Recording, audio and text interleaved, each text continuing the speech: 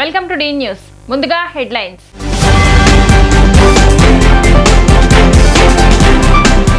కుప్పం పర్యటన ముగించుకొని ఉండవల్లి నివాసానికి చేరిన సీఎం చంద్రబాబు.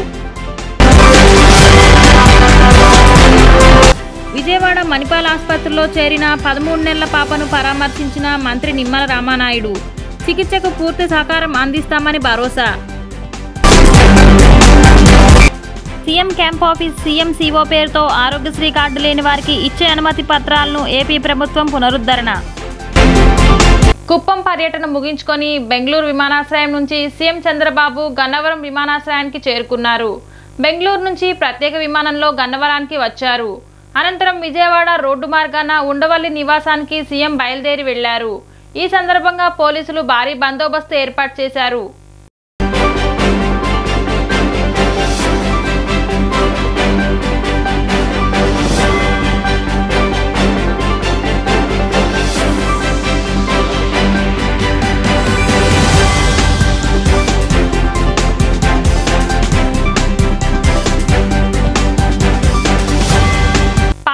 చెందిన అక్షర అనే 13 నెలల వయసున్న పసిపాప కిడ్నీ సమస్య కారణంగా విజయవాడ మణిపాల్ ఆసుపత్రిలో చికిత్స నిమిత్తం చేరింది. బుధవారం ఆ పాప కుటుంబాన్ని పరామర్శించిన మంత్రి నిమ్మల రామానాయుడు ఆమె చికిత్సకు ప్రభుత్వం నుంచి పూర్తి సహకారం అందిస్తామని భరోసా ఇచ్చారు. వైద్యులతో మాట్లాడిన ఆయన అక్షరకు మెరుగైన చికిత్స చేయాలని సూచించారు.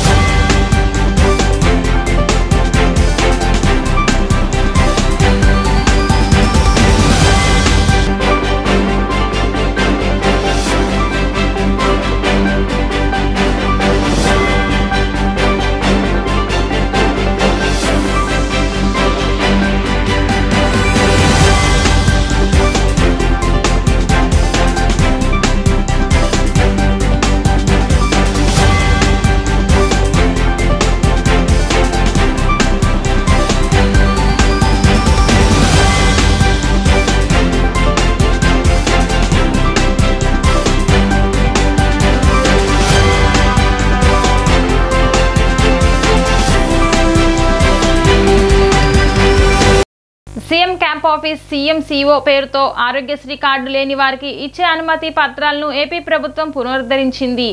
ఎన్నికల కోడ్ కారణంగా వీటిని ప్రభుత్వం నిలిపివేసింది. తాజాగా వీటిని పునరుద్ధరిస్తూ ఆరోగ్యశ్రీ ట్రస్ట్ సీఈఓ కీలక ఆదేశాలు జారీ చేశారు. ఆరోగ్యశ్రీ కార్డు లేని వారు సంబంధిత పత్రాలతో స్కీమ్ అనుబంధ ఆసుపత్రుల్లో ఉచితంగా చికిత్స పొందవచ్చు. కలెక్టర్ ఆమోదంతో ట్రస్ట్ అధికారులు ఈ పత్రాలను జారీ చేస్తారు.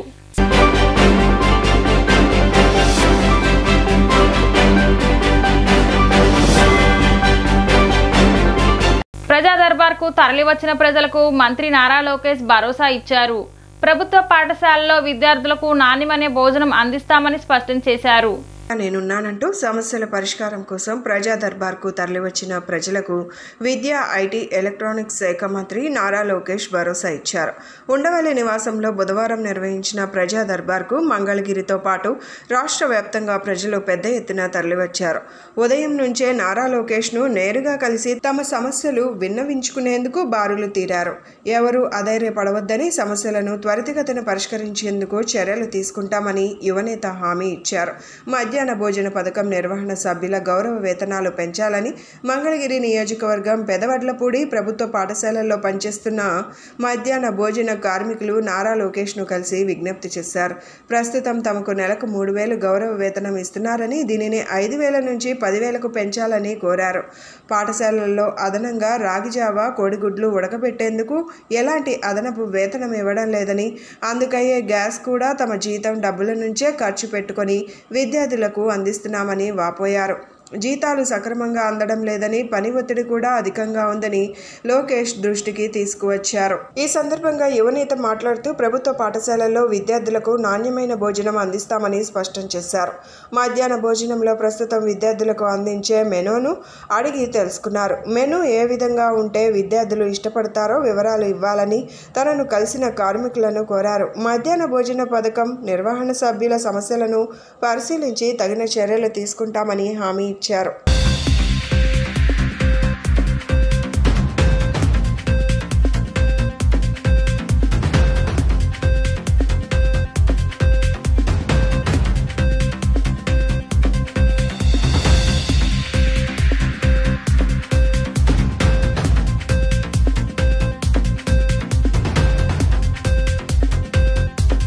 ప్రజలకు విశ్వసనీయతతో కూడిన సేవలు అందిస్తానని ఎన్టీఆర్ జిల్లా కలెక్టర్ సృజన అన్నారు.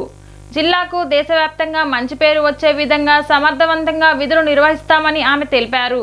రాష్ట్రంలోనే అత్యంత ప్రతిష్టాత్మకమైన జిల్లాలో పనిచేయడం అదృష్టంగా భావిస్తున్నానని ఆమె ప్రజలకు ఎల్లవేళలా అధికారులు అందుబాటులో ఉండాలని, వారు సమస్యల పట్ల సానుకూలంగా స్పందించి వాటి పరిష్కారానికి చర్యలు తీసుకోవాలని ఆదేశించారు. సమర్థవంతంగా విధులు నిర్వర్తిస్తామని ఆమె తెలిపారు. రాష్ట్రంలోనే అత్యంత ప్రతిష్టాత్మకమైన జిల్లాలో పనిచేయడం అదృష్టంగా భావిస్తున్నానన్న ఆమె ప్రజలకు ఎల్లవేళలా అధికారులు అందుబాటులో ఉండాలని, వారి సమస్యల పట్ల సానుకూలంగా స్పందించి వాటి పరిష్కారానికి చర్యలు తీసుకోవాలని ఆదేశించారు.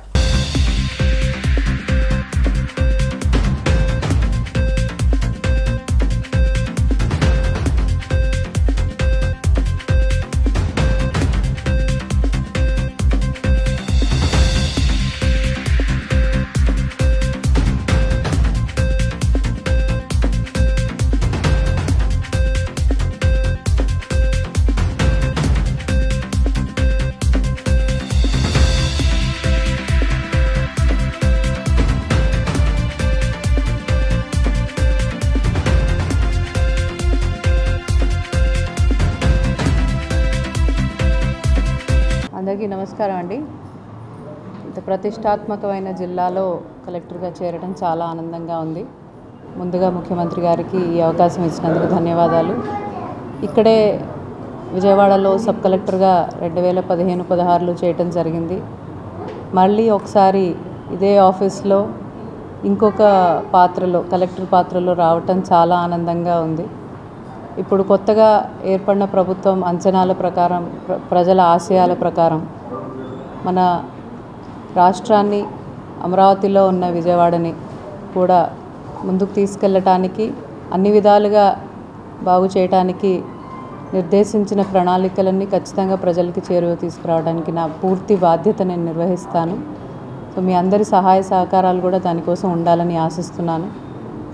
ప్రభుత్వం యొక్క ప్రయారిటీస్ ఏమిటో తెలుసుకుని మొత్తం యంత్రాంగాన్ని అంతా, అధికార యంత్రాంగాన్ని అంతా కోఆర్డినేట్ చేసుకుంటూ ఈ పని విజయవంతంగా చేయటానికి మీ అందరూ కూడా సహకరిస్తారని గట్టిగా నమ్ముతూ, మీ అందరి ఆశీర్వాదాలు మాకెప్పుడు ఉండాలి అని కోరుకుంటూ అందరికీ వచ్చిన శుభాకాంక్షలు తెలియజేసిన అందరికీ కూడా ధన్యవాదాలండి. Thank you very much. అవునండి, ఇది సీజన్. ఇప్పుడు ఇది సీజన్ అండి, రెయినీ సీజన్ అంటేనే మనకి డయేరియాతో పాటు ఇంకా తొందరలో మలేరియా, డెంగ్యూ లాంటివి కూడా వస్తాయి. సో దానికోసం మేజర్ క్లెన్లీనెస్ డ్రైవ్ తీసుకురావడం, మంచినీటిని టెస్ట్ చేయించుకొని శుభ్రమైన మంచినీటిని ప్రజలకు అందే విధంగా, పొరపాటున ఏదైనా పొల్యూషన్ వల్ల కావచ్చు, దేనివల్ల జరిగితే దానికి తగిన క్యూరేటివ్ మెజర్స్ కూడా, ట్రీట్మెంట్ పరంగా కూడా మెజర్స్ తీసుకోవడానికి. సో ఇట్స్ ఇంటిగ్రేటెడ్ అప్రోచ్ అండి. పూర్తిగా మా ప్రణాళికలు ప్రజలకి ఎటువంటి ఇబ్బంది లేకుండా ఉండటానికి, నమ్మకం కలిగే విధంగా పనిచేయడానికి ఉంటుంది. విజయవాడ గూడూరు మధ్య నిర్మిస్తున్న 3వ రైల్వే లైన్ పనులు 233 కిలోమీటర్ల మేర పూర్తయ్యాయని రైల్వే మంత్రిత్వ శాఖ తెలిపింది.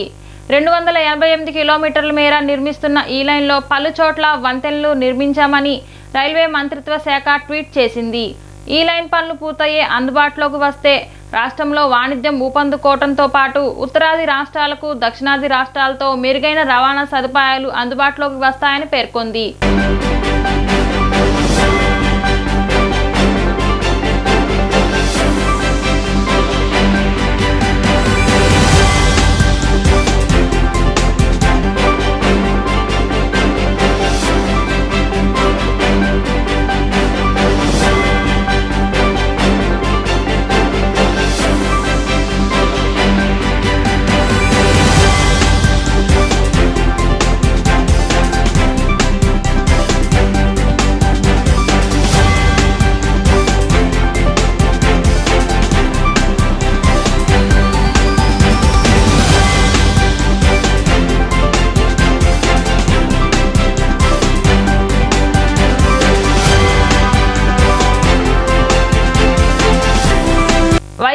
అధ్యక్షుడు జగన్ ప్రతిపక్ష నేత కాదని, ప్రతిపక్షంలో ఉన్న పార్టీ ఫ్లోర్ లీడర్ మాత్రమేనని ఏపీ ఆర్థిక శాఖ వ్యవహారాల మంత్రి పయ్యాల కేశవ్ అన్నారు. ప్రతిపక్ష నేత కావడం తన హక్కు అనే తరహాలో ఆయన లేఖ రాయడం ఏంటని నిలదీశారు.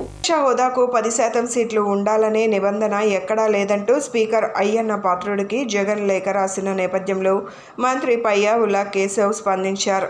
అమరావతిలో మీడియాతో పయ్యావుల మాట్లాడారు. ప్రస్తుత నిబంధనల ప్రకారం జగన్కు ప్రతిపక్ష హోదా ఇచ్చే అవకాశం లేదన్నారు. ఆ హోదా రావడానికి ఆయనకు ఓ 10 ఏళ్లు పడుతుందని వ్యాఖ్యానించారు. జగన్కు ఆప్తుడైన కేసీఆర్ కూడా గతంలో తెలంగాణ అసెంబ్లీలో కాంగ్రెస్కు ప్రతిపక్ష హోదా ఇవ్వలేదని గుర్తు చేశారు. స్పీకర్కు జగన్ లేఖ రాసి బెదిరించే ప్రయత్నం చేశారన్నారు. గతంలో ముఖ్యమంత్రిగా పనిచేసినటువంటి జగన్మోహన్ రెడ్డి గారు ప్రజలు ఇచ్చినటువంటి తీర్పుని జీర్ణించుకోలేనటువంటి పరిస్థితుల్లో ఉన్నారనేటువంటిది ఆయన శాసనసభాధిపతికి రాసినటువంటి లేఖను బట్టి మాకు అర్థమవుతా ఉంది. నాకు ప్రధాన ప్రతిపక్ష హోదా ఇవ్వకుండా అన్ని పార్టీలు ఏదో ఆలోచన చేస్తున్నాయన్న భావన నాకు కలుగుతోంది అని. జగన్మోహన్ రెడ్డి గారు, పార్టీలు ప్రతిపక్ష హోదాలు ఇవ్వవండి. మీరు అధికారంలో ఉంటారా, ప్రతిపక్షంలో ఉంటారా, ప్రతిపక్ష హోదా కూడా లేకుండా ఇవ్వాలని తీర్పునిచ్చేటువంటిది ప్రజలు. ఈ రాష్ట్ర ప్రజానీకం మీకు ప్రతిపక్ష హోదా కూడా ఇవ్వకూడదు అని నిర్ణయం తీసుకుని తీర్పునిచ్చారు. దాన్ని మీరు యాక్సెప్ట్ చేయండి. ఎస్, బాధాకరమైనటువంటి అంశం. అందుకనే మేము ఎక్కడ కూడా మీరు శాసనసభలోకి వచ్చినా పోయినా కూడా మేమేం మాట్లాడలే, చాలా హుందాగా వ్యవహరించాం. గతంలో చంద్రబాబు నాయుడు గారు మొట్టమొదటిసారి మాట్లాడే ప్రయత్నం చేస్తే ఒకసారి శాసనసభ వీడియోలు తెప్పించుకుని చూడండి, మీరు ఎంత హెకిల్ చేసేటువంటి ప్రయత్నం చేశారు. మీరు యాక్సెప్ట్ చేయండి. ప్రజల తీర్పు మీకు ప్రతిపక్ష హోదా ఇవ్వకూడదు అనేటువంటిది ఇచ్చారు. మీరు ఏదో నిన్న స్పీకర్ గారికి లెటర్ రాశారు. ఇవాళ చూస్తున్న మీడియా మిత్రులు అడిగితే దాని మీద రెస్పాండ్ అవ్వాల్సి వస్తూ ఉంది. మీరు ఎవరిచ్చారో ఈ సలహా నాకైతే అర్థం కాదు. ఈ లేఖ రాయమని చెప్పి మీకు ప్రతిపక్ష హోదా వస్తుంది అని ఏదో ఒక యాక్ట్ ఉంది, ఆ యాక్ట్ ప్రకారం Andhra Pradesh payment of salaries and pension, జీతాలు బత్యాలు ఇచ్చేటువంటి పెన్షన్ ప్రకారం మీకు ప్రతిపక్ష నాయకుడి హోదా వస్తుంది అనేటువంటి సలహా ఏ పెద్ద మనిషి ఇచ్చాడో. దయచేసి నేను ఈ డెమోక్రసీలో ప్రతిపక్షం ఉండాలని విజయవాడ పశ్చిమ బైపాస్ పనులు త్వరలో పూర్తి కానున్నాయి. ఈ మేరకు ఆ రహదారి పనులు నిర్వహిస్తోన్న మెగా ఇంజనీరింగ్ సంస్థ తాజాగా ఓ వీడియో విడుదల చేసింది. రహదారిలో భాగంగా గొల్లపూడి చిన్నౌట్పల్లి మధ్య నిర్మిస్తోన్న 30 కిలోమీటర్ల స్టైన్ను పూర్తి చేశామని తెలిపింది. బైపాస్ రహదారిలో కీలకమైన ఆర్ఓబీలు, అండర్ ప్యాన్లు నిర్మించి సిద్ధం చేస్తామని స్పష్టం చేసింది.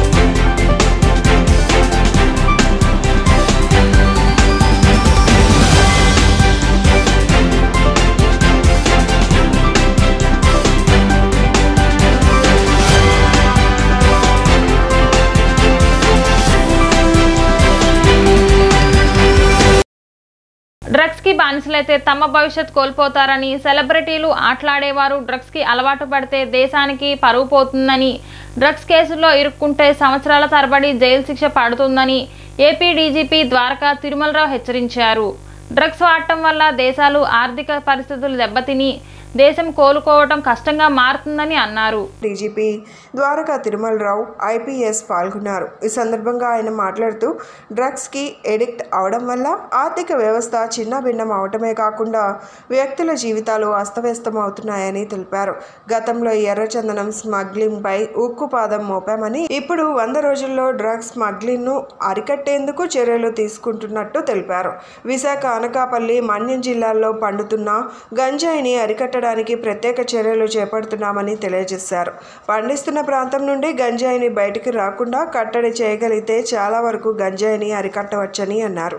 ఏపీ పోలీసులకు చాలా చరిత్ర ఉందని, అనేక క్లిష్టమైన కేసులను కూడా ఛేదించిన రికార్డు ఉందన్నారు. అవసరమైతే ఇతర రాష్ట్రాల సహకారంతో కూడా తీసుకొని గంజాయి స్మగ్లింగ్ను అడ్డుకుంటామన్నారు. రాష్ట్రంలో గంజాయి అరికట్టేందుకు ప్రత్యేక టాస్క్ ఫోర్స్ కూడా ఏర్పాటు చేస్తున్నట్లు తెలిపారు.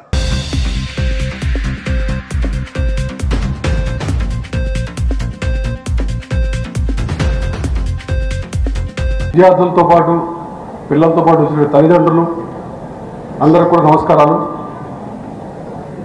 మీడియా మిత్రులకు శుభాభినందనలు. ఇక్కడ సమావేశమైనటువంటి పిల్లలందరూ అందరికి కూడాను శుభాశీస్సులు తెలియజేసుకుంటా ఉన్నాను.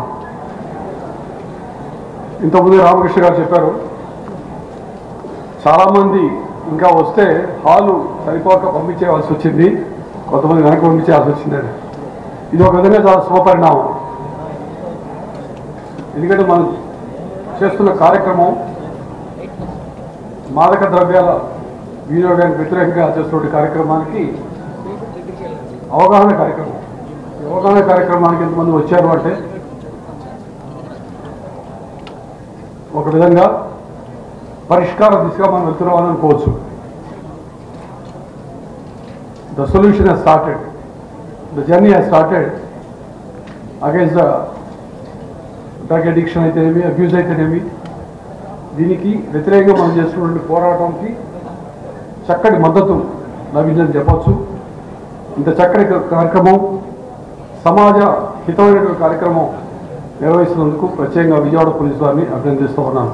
రామసుబ్బారెడ్డి గారు మీ అందరికీ సుపరిచితులే, ఫేమస్ సైకియాట్రిస్ట్.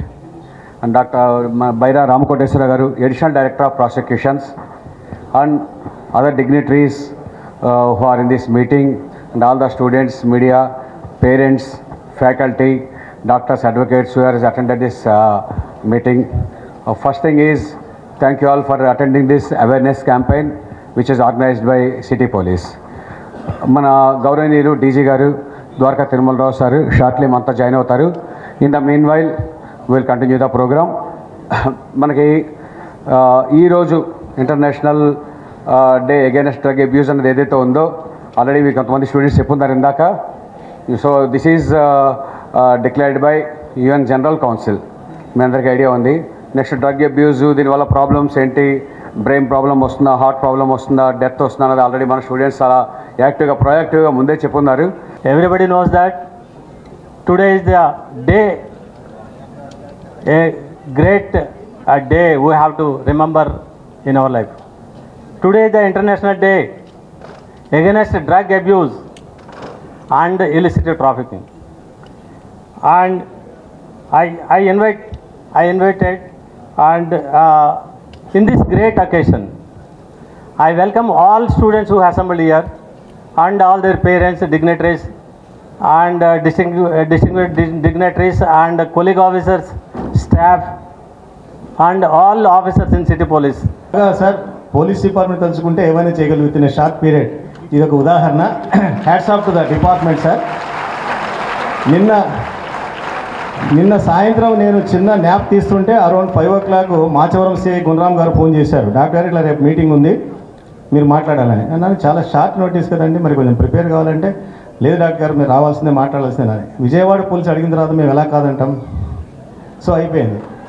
తర్వాత విత్ ఇన్ 1 hour నున్న సిఐ మన దుర్గాప్రసాద్ గారు మాకు నున్నలో ఒక పెద్ద హాస్పిటల్, మన విజయవాడ హాస్పిటల్ కాకుండా నున్నలో 120 bedded alcohol and deaddiction hospital సపరేట్గా ఉంది, ఇన్లాస్ శాంతివన్ అని. అక్కడ ఇలాంటి వాళ్ళు చాలా మందిని మేము అడ్మిట్ చేసి ట్రీట్ చేస్తుంటాం. యువత మాదక ద్రవ్యాలకు దూరంగా ఉండటం ద్వారా మంచి ఆరోగ్యం పొందవచ్చని ఏసీపీ భాస్కర్ రావు సూచించారు. మంచి సమాజ నిర్మాణానికి డ్రగ్స్ నిర్మూలన ఎంతైనా అవసరమని చెప్పారు. ప్రతి ఒక్కరూ చైతన్యవంతులై ఇతరులకు అవగాహన కల్పించాలన్నారు. మాదక ద్రవ్యాల వ్యతిరేక దినోత్సవం సందర్భంగా విజయవాడ పోలీసులు మరియు స్టెల్లా కాలేజ్ సంయుక్త ఆధ్వర్యంలో అవగాహన ర్యాలీని నిర్వహించారు. స్టెల్లా కాలేజ్ నుండి ప్రారంభమైన ర్యాలీని ఏసీపీ భాస్కర్ రావు జెండా ఊపి ప్రారంభించారు. ఈ సందర్భంగా ఆయన మాట్లాడుతూ యువత, విద్యార్థులు డ్రగ్స్కు దూరంగా ఉండాలని పిలుపునిచ్చారు. డ్రగ్స్ తీసుకోవడం ద్వారా జీవితాలు నాశనం కావడమే కాకుండా ఆరోగ్యం దెబ్బతింటుందని వ్యాఖ్యానించారు. డ్రగ్స్ రహిత రాష్ట్రంగా మార్చేందుకు ప్రతి ఒక్కరూ కృషి చేయాలని పేర్కొన్నారు. ఎప్పుడైతే డ్రగ్స్ నిర్మూలన జరుగుతుందో అప్పుడే మంచి సమాజం ఏర్పడుతుందని చెప్పారు. యువత, విద్యార్థులు మంచి సమాజ నిర్మాణానికి పాటుపడాలని పిలుపునిచ్చారు. ఈ కార్యక్రమంలో స్టెల్లా కాలేజ్ ప్రతినిధులు, పోలీస్ అధికారులు, సిబ్బంది పాల్గొన్నారు.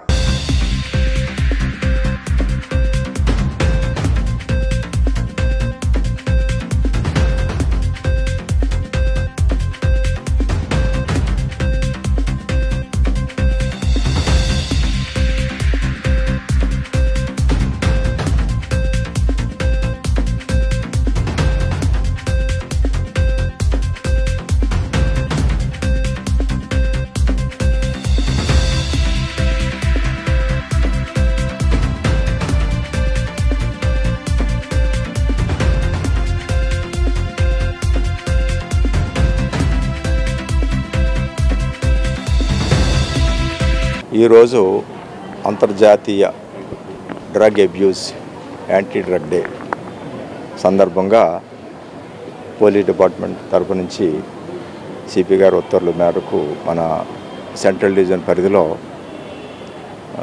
ఒక ర్యాలీ తలపెట్టాము. దానికి ఏంటంటే పబ్లిక్ అవేర్నెస్ కోసం మనం మేరీ స్టెల్లా మేనేజ్మెంట్ వారిని సంప్రదించగా వారు ఈ విషయంలో ముందుకొచ్చి వారి స్టూడెంట్స్తో ఇక్కడి నుంచి బెంచ్ సర్కిల్ వరకు ర్యాలీగా వెళ్ళి అక్కడ ఒక మానవహారంగా ఏర్పాటై ఈ డ్రగ్స్ వాడడం వల్ల సమాజం, యువత ఎంతగా చెడిపోతుందో,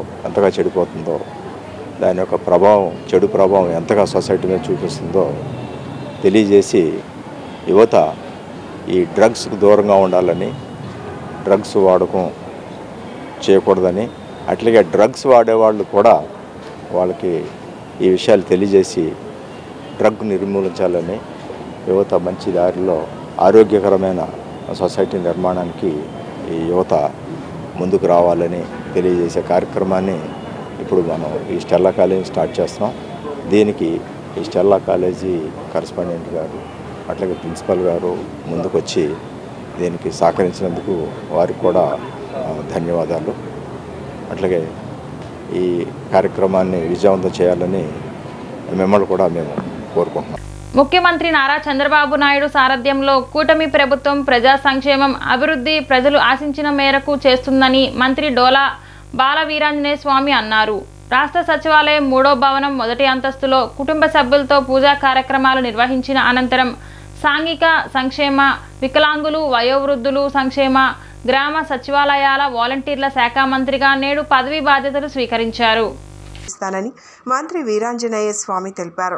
ప్రకాశం జిల్లా సింగరాయకొండలో ఆంధ్రప్రదేశ్ సాంఘిక సంక్షేమ గురుకుల విద్యాలయాల సంస్థ ఆధ్వర్యంలో నడపబడుచున్న డాక్టర్ బిఆర్ అంబేద్కర్ గురుకుల బాలికల పాఠశాల, కళాశాలల్లో 2024-25 విద్యా సంవత్సరానికి ఆర్ట్స్ గ్రూప్ సిఈసితో పాటు ఎంపీసీ 40 సీట్లు, బైపీసీ 40 సీట్లు అదనంగా మంజూరు చేస్తూ పైలట్ ప్రాజెక్ట్ క్రింద బాపట్ల జిల్లా నాగులపాలెం బాలికల గురుకుల విద్యాలయంలో పాఠశాలకు సరఫరా చేయబడిన కూరగాయలు, పండ్లు, గ్రుడ్లు మొదలగు సామాగ్రి తాజాగా విద్యార్థులకు అందించేందుకు అనువుగా కోల్డ్ స్టోరేజ్ యూనిట్ను మంజూరు చేస్తూ, అదేవిధంగా విద్యార్థులకు వేడి నీటిని అందించేందుకు పాఠశాలలో సోలార్ వాటర్ హీటర్ సౌకర్యం కూడా కల్పిస్తూ 3 ఫైల్స్పై మంత్రి సంతకాలు చేశారు. ఈ 2 పైలట్ ప్రాజెక్టుల ఫలితాల ఆధారంగా రాష్ట్రమంతా వీటిని విస్తరింపజేయడానికి చర్యలు తీసుకుంటామని మంత్రి తెలిపారు.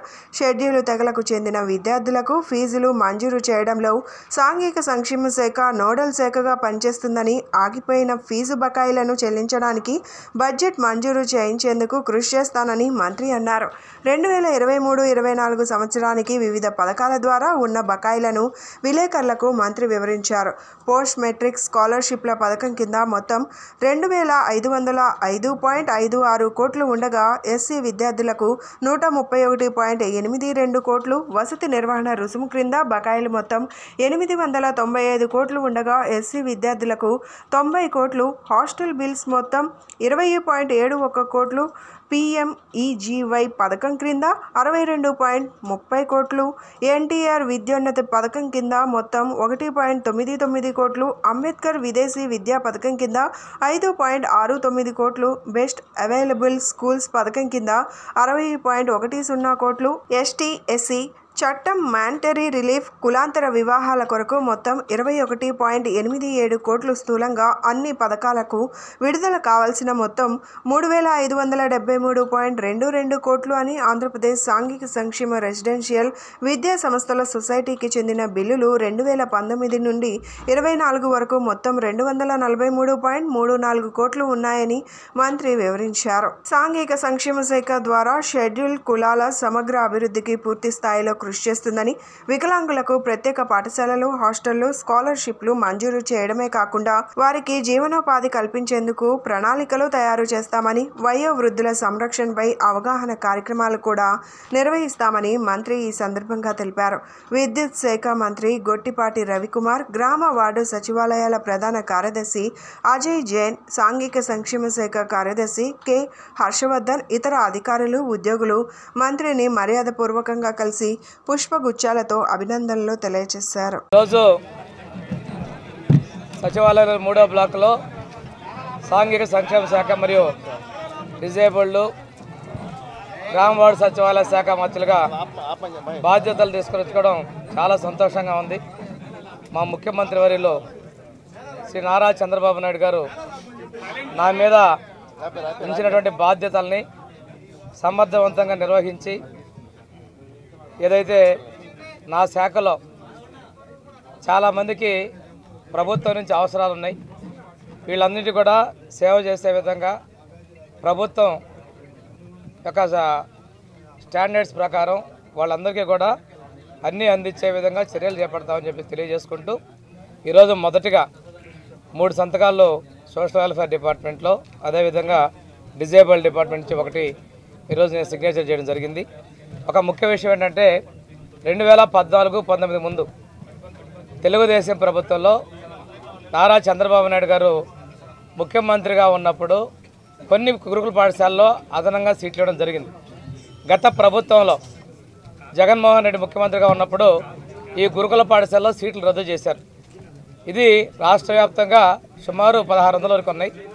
మన అధికారుల దగ్గర కూడా ఇంకా స్టాటిస్టిక్స్ కలెక్ట్ చేయాల్సిన అవసరం ఉంది. మా నియోజకవర్గంలోని సింగరాయకొండ డాక్టర్ బిఆర్ అంబేద్కర్ గురుకుల పాఠశాలలో 2020లో బైపీసీలో 40, ఎంపీసీలో 40, 80 సీట్లు రద్దు చేశారు. తిరిగి ఆ సీట్లను పునరుద్ధరిస్తూ ఈరోజు సంతకం పెట్టడం జరిగింది.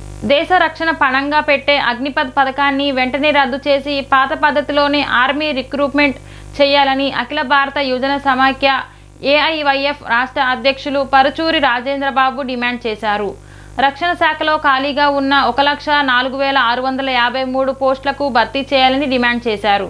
అగ్నిపథ్ పథకాన్ని రద్దు చేయాలని అఖిల భారత యువజన సమైక్య ఏఐవైఎఫ్ జాతీయ సమితి ఇచ్చిన పిలుపులో భాగంగా నగరంలోని లెనిన్ సెంటర్ ఏఐవైఎఫ్ విజయవాడ నగర సమితి ఆధ్వర్యంలో మోకాళ్లపై నిలబడే నిరసన కార్యక్రమం నిర్వహించారు. ఏఐవైఎఫ్ విజయవాడ నగర కార్యదర్శి లంకా గోవిందరాజులు అధ్యక్షత వహించిన ఈ నిరసన కార్యక్రమంలో రాష్ట్ర అధ్యక్షులు పరుచూరి రాజేంద్ర మాట్లాడుతూ దేశ రక్షణ వ్యవస్థను సైతం ప్రైవేటీకరణకు పూనుకోవడం మోడీ ప్రభుత్వానికే చెల్లిందన్నారు.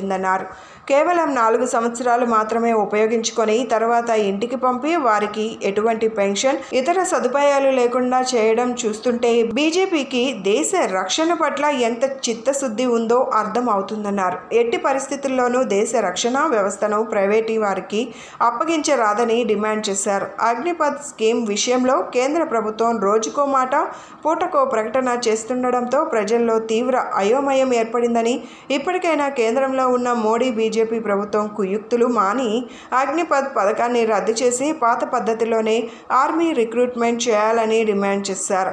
ఈ కార్యక్రమంలో అఖిల భారత యువజన సమైక్య విజయవాడ నగర కమిటీ నాయకులు పాల్గొన్నారు. రాజేంద్రబాబు ఏఐవైఎఫ్ రాష్ట్ర అధ్యక్షులు కేంద్ర ప్రభుత్వం ప్రవేశపెట్టినటువంటి అగ్నిపథ్ పథకాన్ని రద్దు చేయాలని చెప్పేసి అఖిల భారత యువజన సమైక్య ఏఐవైఎఫ్గా మేము కోరుతా ఉన్నాం.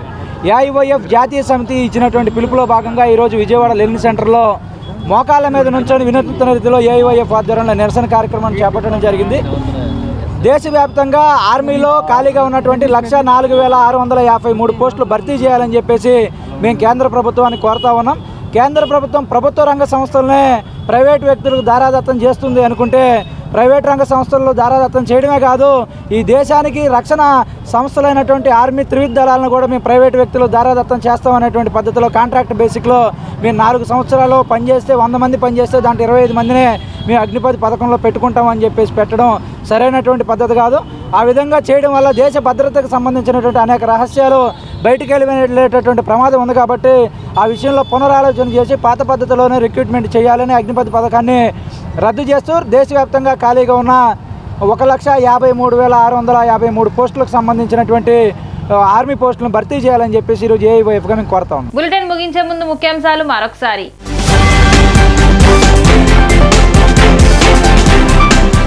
కుప్పం పర్యటన ముగించుకొని ఉండవల్లి నివాసానికి చేరిన సీఎం చంద్రబాబు. విజయవాడ మణిపాల్ ఆసుపత్రిలో చేరిన 13 నెలల పాపను పరామర్శించిన మంత్రి నిమ్మల రామానాయుడు. చికిత్సకు పూర్తి సహకారం అందిస్తామని భరోసా. సీఎం క్యాంప్ ఆఫీస్ సీఎంసీఓ పేరుతో ఆరోగ్యశ్రీ కార్డు లేని వారికి ఇచ్చే అనుమతి పత్రాలను ఏపీ ప్రభుత్వం పునరుద్ధరణ. డి న్యూస్కి సమాప్తం. మళ్ళీ నెక్స్ట్ బులెటిన్లో కలుద్దాం.